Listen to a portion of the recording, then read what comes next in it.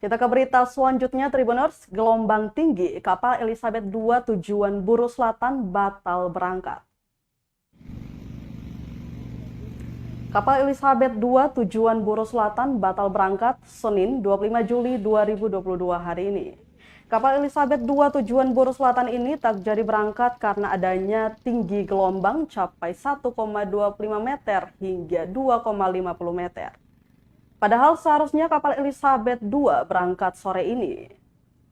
PH Keselamatan Berlayar KSOP Ambon, Manson Sitio menyatakan bagi kapal Elizabeth II ini rencana akan diberangkatkan hari ini. Namun dari data BMKG Maritim Ambon mengeluarkan peringatan dini sampai Selasa besok akan terjadi gelombang tinggi di perairan Pulau Buru.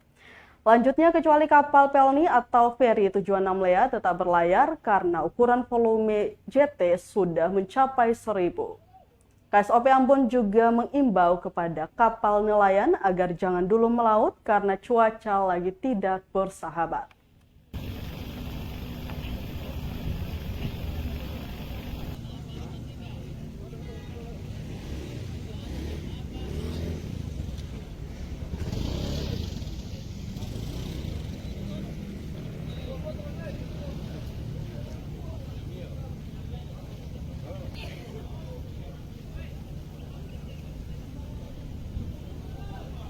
Terima kasih sudah nonton.